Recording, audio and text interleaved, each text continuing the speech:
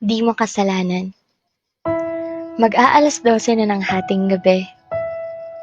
Nag-uumpisa na namang mag-flashback lahat ng alaala natin dati.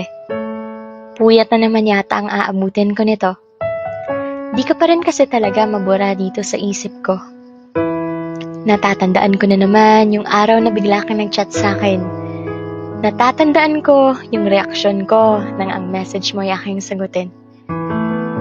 Nireplyan nga kita at yun ang naging simula. Ang simula ng isang kwentong tatatak sa aking alaala. Natatandaan ko na naman yung mga usapan nating pwede na tayong malunod dahil sa lalim.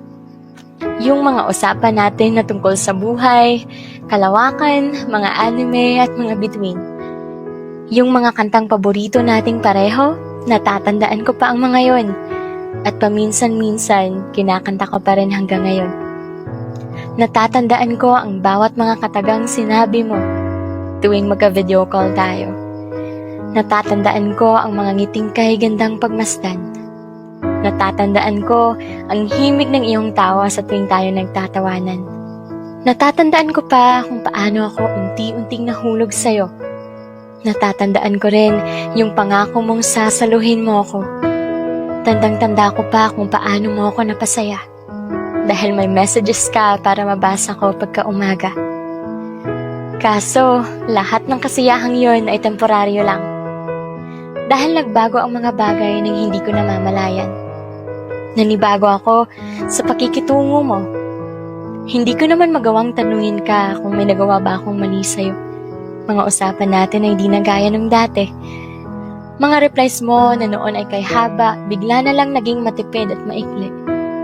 Hinintay ko na sana ipaliwanag mo kung ano bang nangyari. Kahit alam ko na maaaring masaktan ako sa huli. At yun nga, natatandaan ko pa rin pala yung last message mo. Yung message mong puno ng pagsusorry kasi di mo na gustong ipagpatuloy ang meron tayo. Yung message na nabasa ko ng alas 5 ng umaga. Yung message na nagpasingkit palalo sa aking mga mata dahil sa mga binuhos kong luha. Natatandaan ko pa kung gaano ako nasaktan nang mabasa ko yun. Tandang-tanda ko pa na para bang nangyari lang yun kahapon. Gusto kitang sisihin kasi masakit naman talaga. Gusto kitang sumbatan kung bakit mo ba ako binitawan na lang bigla. Pero di mo naman kasalanan yun. Di mo kasalanan na nahulog ako sa'yo sa loob ng madaling panahon. Hindi mo kasalanan na na-attach ako sa'yo. Hindi mo kasalanan na umasa ako. Hindi mo kasalanan na pinangarap kong ikaw na sana. Hindi mo kasalanan na hinangad ko na maging tayong dalawa. Hindi mo kasalanan na nasaktan ako. Kasi alam mo kung sinong may kasalanan nito? Ako. Ako ang naglagay sa akin sa sitwasyon kong to. Kasi inakala ko na magkakaroon ng tayo. Ako ang umasa sa mga pinapakita mo. Kasi nga, di ba? Nahulog na sa'yo. Kaya kung mapapakinggan mo itong aking tula, gusto ko lang sabihin na wala kang kasalanan ha. Gusto ko nang umusad at kalimutan ka. Naks, no? Para namang nagkaroon ng tayo. Pero yun na nga. Uumpisahan ko nang burahin ka.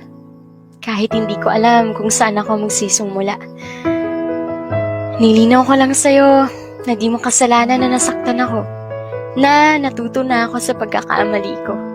Hanggang dito na nga lang ako. Patulunan naman kasi itong mga luha ko. Basta mag-iingat ka na lang palagi.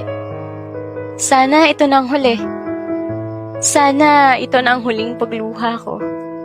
Dahil dito, dahil sa kwento nating dalawa, hindi man lang nabigyan ng pagkakataong mag-umpisa.